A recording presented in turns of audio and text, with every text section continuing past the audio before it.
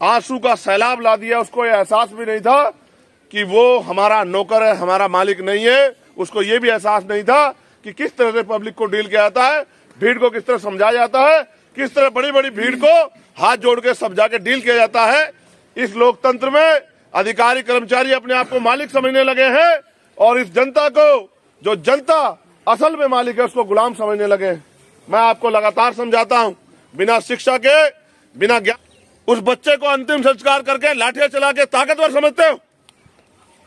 ये कपड़े भी अपने हाथ से लाए जाके बता रहे। क्यों, क्या जरूरत पड़ी कपड़े लाने पड़े? आपको ये सब चीजें क्यों करनी पड़ी? क्योंकि आप झूठ हो, आप गलत हो, आपको पता है आपने अपराध किया है और आपको पता है कि अपराधी को सजा मिलेगी, इसलिए आप चंद्रशेखर आजाद के आने से पहले अंतिम संस्कार करना चाहते थे।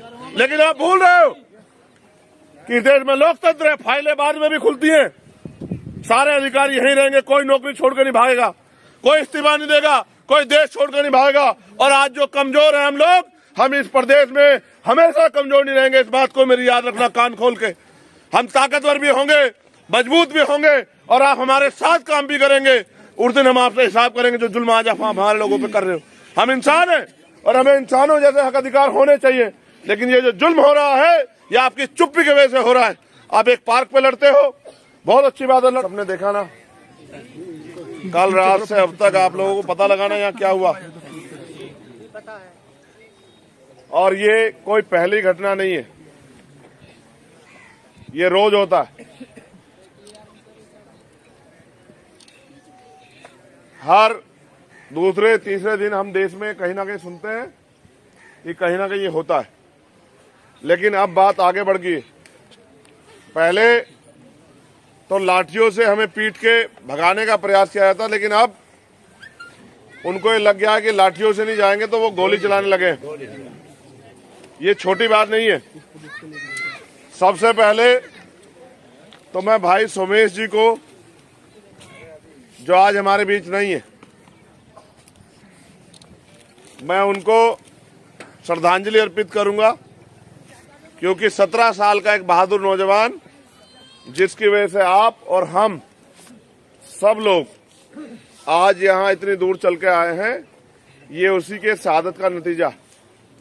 और ये भी आप जान लो, अगर आपने ये मदद पहले की होती इतनी बड़ी संख्या में जुट के, तो आज सोमेश हमारे बीच होता। आप भी असल में तभी जागते हो जब जुल्म जाति की इंतहा बढ़ जाती है। क्या सोमेश की मां ने सोमेश को इसलिए पैदा किया था कि एक दिन 17 साल की उनकी मेहनत को 1 सेकंड में पुलिस की गोलियों द्वारा रौंद दिया जाएगा? नहीं। और फिर उसके बाद क्या क्या नहीं हुआ आपने नहीं देखा? आपकी मौजूदगी में सोमेश भाई का अंतिम संस्कार हुआ। कैसे कैसे हुआ? कैसे हुआ? परिवार की मर्जी से हुआ या प्रशासन की मर्जी से हुआ? तो इसका मतलब अब वो गोली मारेंगे, हत्या करेंगे और उसके बाद हमें अपने बच्चे को देखने भी नहीं देंगे, अंतिम संस्कार भी नहीं करने देंगे। इसलिए मैंने कल आज सुबह ही लिखा कि मुझे हाथरस याद आ रहा है और यहाँ हाथरस दोहराया गया आप सबके सामने। यानी कि संख्या बल से कुछ नहीं होता है, जिनके हाथ में ताकत होती है उन्हीं की सुनवाई होती है।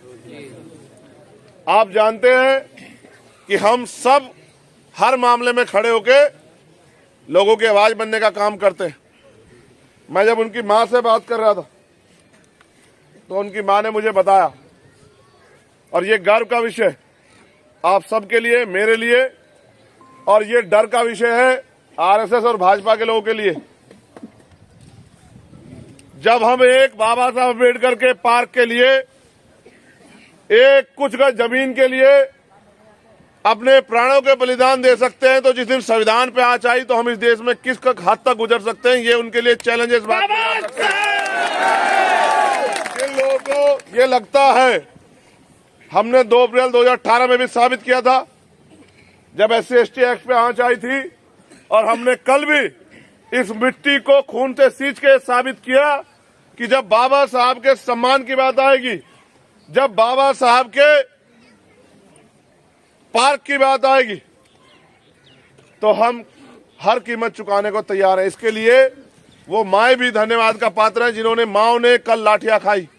लेकिन मैं आपसे पूछना चाहता हूं, कहीं आपने सुना कि बहुत बड़े धन्ना सेठ ने, पूंजीपति ने, पैसे वाले ने या किसी पार्टी के नेता ने कई 100 बीघे जमीन कब्जाई हो और पुलिस ने जाकर उन पर कभी गोली चलाई हो? कभी आपने सुना?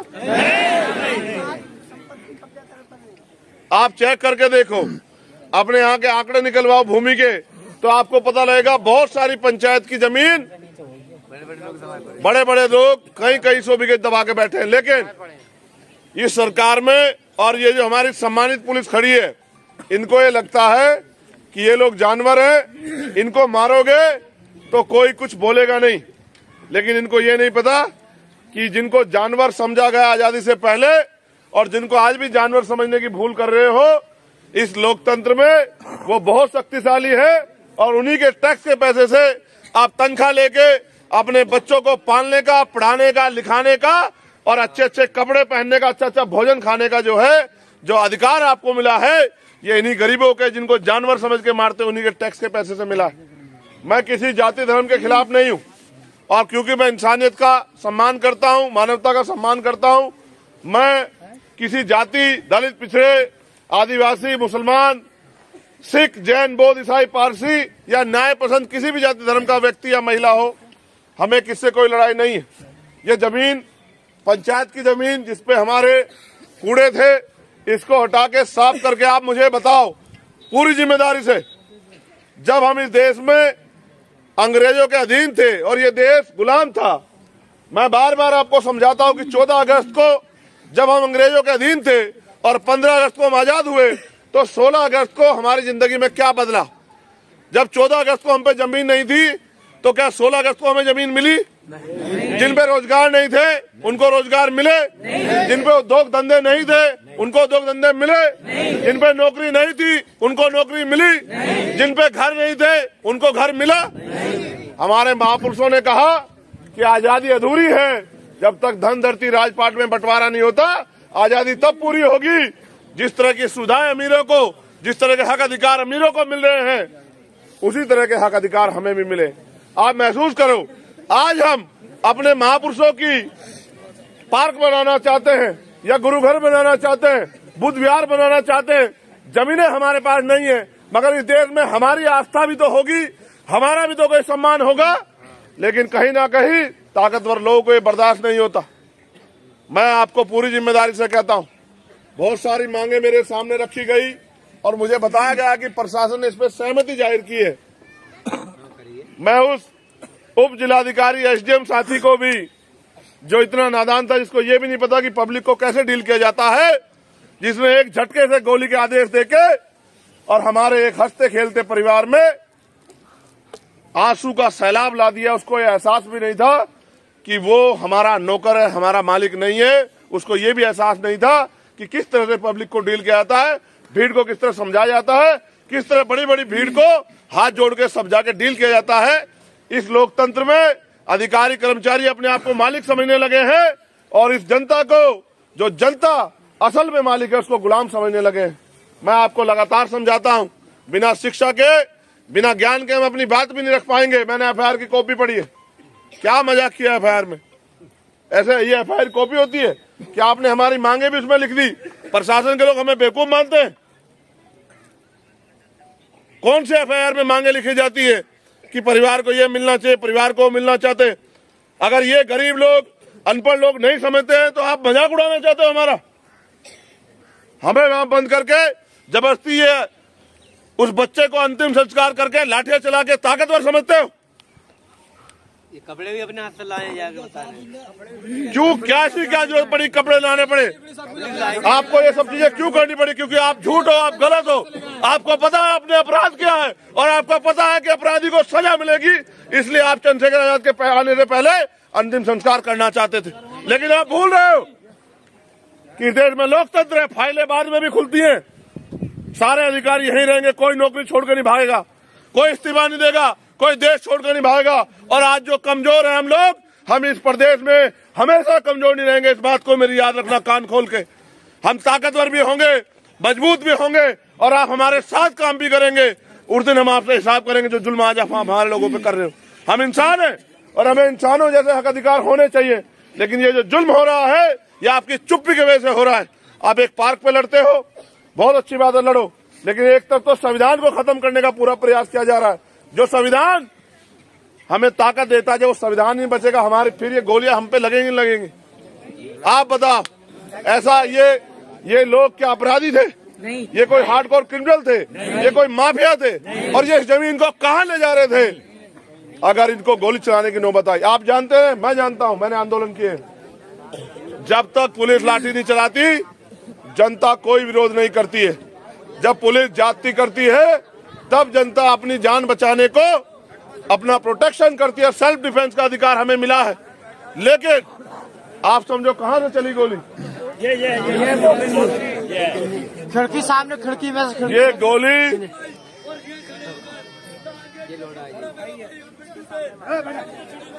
सर, मैं ना ये गोली सिर्फ सोमेश पे नहीं चली है। सोमेश भाई ने तो शहादत दे दी। ये गोली हर बाबा साहब अम्बेडकर को मानने वाले व्यक्ति पे चली है, देश दुनिया में रहने वाले हर संविधान को मानने वाले व्यक्ति पे चली है। इस गोली का बदला हम संविधान की ताकत से उन वर्दी वाले गुंडों को सजा दिला के पूरा करेंगे। मैं आपसे फिर कहना चाहता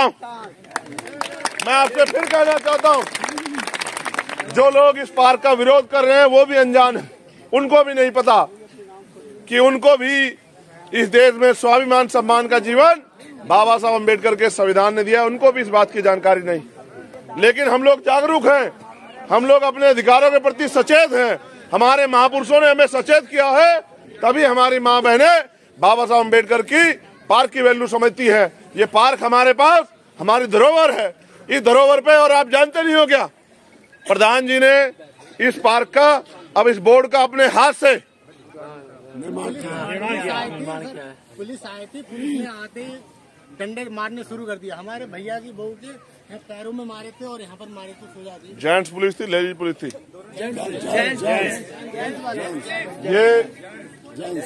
ये मुख्यमंत्री योगी आदित्यनाथ जी का रामराज है, जिसमें जेंट्स पुलिस महिलाओं को पीटेगी और फिर गोली चलाएगी।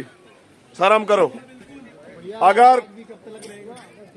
शर्म अगर बची है तो शर्म करो। इतने बेवकूफ मत बनो कि नेताओं के टट्टू बन जाओ।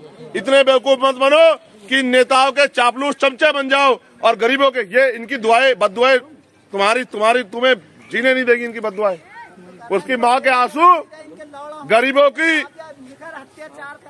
गरीबों की हाय कैसी होती है आपको पता है ना? कैसी होती है गरीबों की हाय? कुदरत की लाठी में आवाज नहीं होती है। कुदरत की लाठी जब चलती है तो अच्छे का घमंड टूट जाता है। मैंने FIR भी पढ़ी, मैंने मांगे भी सुनी।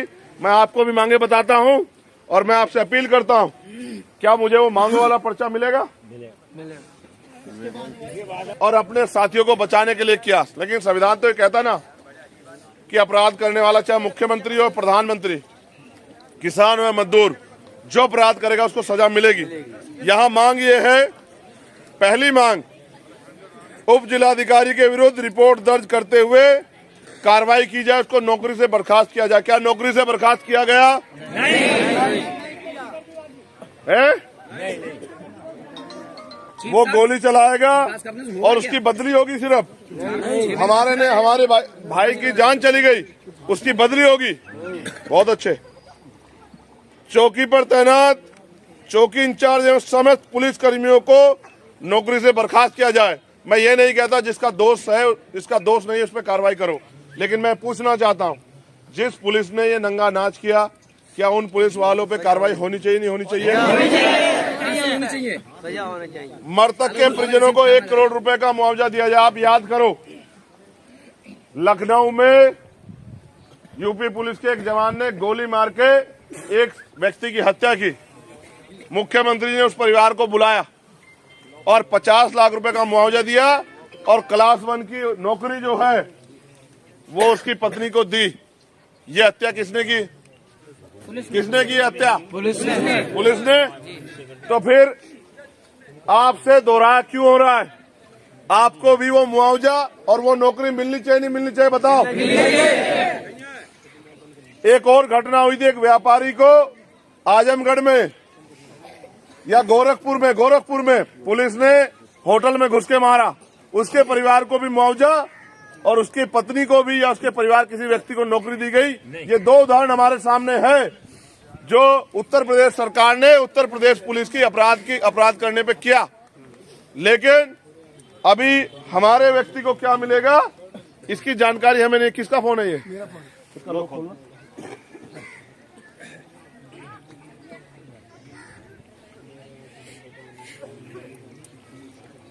एक मांग ये है, अंबेडकर पार्क को शीघ्र बनाए जाने की अनुमति एवं सरकारी निधि से सौंदर्यीकरण कराया जाए, साथ ही मृतक की प्रतिमा पार्क में लगाई जाए। आप ये बताओ, जिस अंबेडकर पार्क के लिए हमारे भाई ने बलिदान दिया और हमारी माओ बहनों ने लाठियां खाई, क्या उस अंबेडकर पार्क का निर्माण जल्दी होना चाहिए नहीं होना चाहिए? और मेरी बात को गौर से सुनो, यहाँ पूंजीपतियों को, धन्ना सेठों को, उद्योगपति को 1-1 रुपया लीज पे 100 साल के लिए जमीन, 60 साल के लिए, 50 साल के लिए उद्योग लगाने के लिए दी जाती है। लेकिन जो लोग खेती करते हैं, मेहनत करते हैं उस मिट्टी में, उनको वो जमीन उनके नाम नहीं होती। ये कितना एरिया होगा पूरा? 3 बीघे, 1.5 बीघे होगी, 1.5-2 बीघे होगी। 1.5-2 बीघे के अगर इनको पैसे चाहिए तो पैसे ले लेते, लेकिन हमारे भाई की हत्या तो ना करते, हम इनके पैसे दे देते। लेकिन ये कम से कम हमारे भाई को तो छोड़ देते। सर में गोली जान से मारने की नीयत से मारी जाती है। अगर कोई बहुत बड़ा इस तरह की स्थिति हो जाए तो लॉ एंड ऑर्डर मेंटेन करने के लिए पैर में गोली मारी जाती है, यही रूल है। लेकिन सर में गोली मारी गई और वहां तो मारने वाले का मोटिव साफ था कि वो उसकी हत्या करना चाहता था। ठीक है, रिपोर्ट के अनुसार दोषी व्यक्तियों को शीघ्र जेल भेजा जाए। कोई गिरफ्तार हुआ नहीं हुआ। जख्मी लोगों की आर्थिक मदद की जाए। अब आपको जान के बड़ा आश्चर्य होगा कि जो 2 लोग जख्मी हैं उनमें से एक जो भाई रईसपाल सनोब ओमकार है, जिसके दोनों पैरों में गोली लगी है, अभी उसका कोई इलाज नहीं हुआ, उसकी गोली भी निकाली गई। उसको इन्फेक्शन हो जाएगा, हो सकता है उसका पैर काटना पड़े। और मुझे लगता है कि प्रशासन और पुलिस उसके भी मरने का इंतजार कर रही है कि ना रहेगा बांस, ना बजेगी बांसुरी, ना रहेगा रईसपाल, ना देगा कोई गवाही। और इनके जो साथी जिन्होंने गोली चलाई है, जिन्होंने अपराध किया, वो सरेआम बच जाएंगे। रमन सनोब वीर सिंह हाथ में गोली लगी है, इसका संज्ञान भी नहीं लिया गया। इससे स्पष्ट होता है कि उनकी मंशा उस घायल व्यक्ति को स्वस्थ कराने की नहीं है।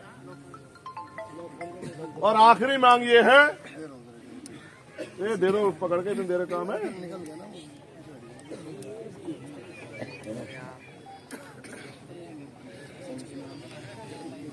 आखिरी मांग क्या, किसके फोन में पता हो क्या है? सरकारी नौकरी। और सरकारी नौकरी पे मैं पहले ही बात रख चुका हूं कि सरकार ने दी है। भाई कानून सबके लिए बराबर है ना? नियम सबके लिए बराबर है ना? जब आपने लखनऊ वालों को दी और जब आपने गोरखपुर वालों को दी, तो यहाँ भी तो सेम घटना है ना? तो नौकरी मिलनी चाहिए नहीं मिलनी चाहिए? मैं आपसे एक अपील करना चाहता हूँ, ये गांव है, मैं गांव में किसी भी तरह का कोई भी परेशानी नहीं चाहता। लेकिन मैं आपसे अपील करना चाहता हूं कि अगर सच में आप आने वाले कल में जो घटनाएं होने वाली हैं, अगर आप उनको रोकना चाहते हैं, कहते हैं ना first impression is the last impression, अगर आप रोकना चाहते हैं तो आज ही शपथ लो, संकल्प लो कि हम इस लड़ाई को इतनी ताकतवर तरीके से लड़ेंगे कि क्योंकि परिवार के पास में क्या, उन्होंने मुझसे कुछ नहीं कहा, उन्होंने बस ये कहा कि भाई हम आपसे बात करना चाहते थे, हमें बात नहीं करने दी, और हमारी एक ही मांग है कि अंबेडकर पार्क बन जाए और मेरे बेटे को न्याय मिल जाए। उन्होंने मुझसे नहीं कहा कि नौकरी मिलनी चाहिए, कोई और मदद होनी चाहिए। मैं ऐसे परिवार को भी बहुत बहुत बधाई और उनको सलाम पेश करता हूं कि उन्होंने अपने लिए कुछ नहीं मांगा, अपने बाबा साहब के लिए अम्बेडकर पार्क और अपने बच्चे के लिए न्याय की मांग की। लेकिन क्या हम लोगों की जिम्मेदारी नहीं बैठती कि जिस परिवार ने इतना कुछ खो दिया, हम उस परिवार के हाथ मजबूत करें, उस परिवार को विश्वास दिलाएं, उनकी मांगों को पूरा कराएं। क्या मुख्यमंत्री कोई चीज जेब से देनी है? क्या डीएम साहब को कोई चीज जेब से देनी है? क्या कमिश्नर साहब कहीं से खरीद के लाएंगे? क्या इनके हाथ में व्यक्तिगत ये ताकत नहीं कि कर सकते हैं? लेकिन इस देश में, उत्तर प्रदेश में और देश में दलितों की जान इतनी सस्ती हो गई है कि किसी के मरने से कोई फर्क नहीं पड़ता। वो दिन दूर थे कि जब ऐसा होता था और समाज छिटपिट के घर में बैठ जाता था। अब ये उत्तर प्रदेश में चलने वाला नहीं है, क्योंकि हम यहाँ सीना तान के खड़े हैं कि चाहे पहले अगर इस लड़ाई को जीतना चाहते हो दुश्मनों, तो पहले हमें गोली मारो, फिर इस लड़ाई को जीतना। जब तक हम लोग जिंदा है, इस अन्याय को हम लोग स्वीकार नहीं करेंगे। इसलिए मैं आपसे अपील करता हूँ, मैं गांव में कोई वो नहीं चाहता, आप मन पक्का करो। रामपुर का अन्याय तो पूरा देश देख रहा है। मुख्यमंत्री जी कुछ दिन पहले दलित सम्मेलन कर रहे थे, यही उनके दलित सम्मेलन का सच है। मैं कॉल दूंगा और आपसे अपील करूंगा, अभी जिलाधिकारी से बात करूंगा, कमिश्नर से बात करूंगा, एसएसपी से बात करूंगा। अगर वो इस मांगों पे खड़े नहीं उतरे, जो समय वो तय करेंगे मैं पर्याप्त समय दूंगा। अगर वो खड़े नहीं उतरे तो फिर मैं आपसे अपील करूंगा कि फिर आप अपना घर बार छोड़ के अनिश्चितकालीन आंदोलन पे मेरे साथ रामपुर जिलाधिकारी कार्यालय पे आएंगे नहीं आएंगे, मैं आपसे एक होता है समय परिस्थिति के हिसाब से दिखावा कि भाई ठीक है आपने कह दिया, हमने वादा कर लिया, मगर बाबा साहब के वंशज तो बाबा साहब के सम्मान में जब मरने मिटने के लिए तैयार हैं। ये मैंने कहा ना, ये चैलेंज है आरएसएस के लोगों को, भाजपा के लोगों को कि हमें कमजोर मत आंकना। ये चैलेंज है। जब हम बाबा साहब के बोर्ड के लिए, एक पार्क के लिए अपना बलिदान दे सकते हैं, तो इस संविधान को बदलने की बात करने वाले लोगों सुन लो कि अगर संविधान पे आंच आई तो 1 सोमोस नहीं, लाखों सोमोस बलिदान देंगे इस देश में और संविधान की रक्षा करेंगे। मेरी बात को याद रखना। हम भूलने वाले लोग नहीं हैं। हमें बाबा साहब अम्बेडकर के 4 बच्चों की कुर्बानी याद है, जिनकी वजह से आज हमारे तन पे कपड़े हैं। और हम डरने वाले लोग भी नहीं हैं। हम मर मिट जाएंगे लेकिन गुलामी की बेड़ियां पहनने का काम नहीं करेंगे। हम आजादी के परवानों को भी मानते हैं। हम कोई भी कुर्बानी देंगे लेकिन चुप्पी नहीं रखेंगे। मैं अभी बात करके थोड़ी देर में आपको सूचना दूंगा। मैं आपसे अपील करूंगा कि आप इस लड़ाई को आखिरी लड़ाई मानना। अगर आपने इसको आखिरी लड़ाई नहीं मानी तो कल किसी और गांव में किसी और सोमेश के सर में गोली लगेगी और आप मुझसे कहोगे कि चंद्रशेखर भैया आ जाओ, न्याय दिला दो। क्या करेगा चंद्रशेखर अकेला? और कैसे लड़ेगा चंद्रशेखर अकेला? और किससे लड़ेगा चंद्रशेखर अकेला? आप ये बताओ। मैं जब आपको बुलाऊंगा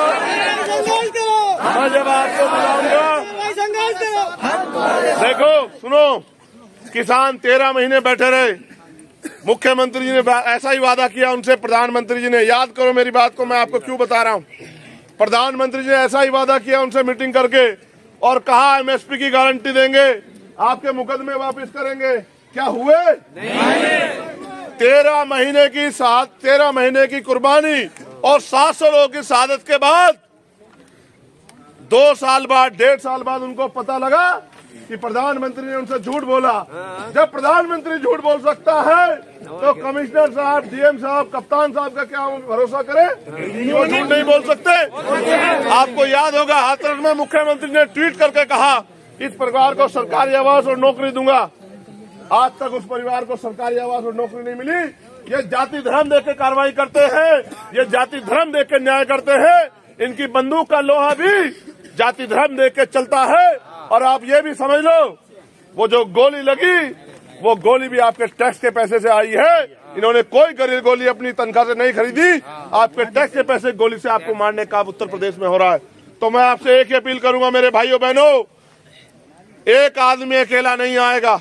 अगर आप सच में बाबा साहब की संतान है तो जो तारीख मैं आपको दूंगा, एक आदमी कम से कम 10 आदमी को लेके आएगा और इस ऐलान को करेगा कि ये लड़ाई हमारी आखिरी है। आप महसूस करो, सरेआम गोलियां चल रही है, हमारी चुप्पी कल किसी और घटना को अंजाम देगी। क्या आप कमर कस चुके हो? दोनों हाथ उठा के बताओ, क्या आप इस लड़ाई को लड़ने के लिए तैयार हो? अगर आप तैयार हो तो जीत निश्चित है, क्योंकि अगर आप तैयार हो तो दुनिया की कोई ताकत आपकी मांगों को मानने से रोक नहीं सकती है।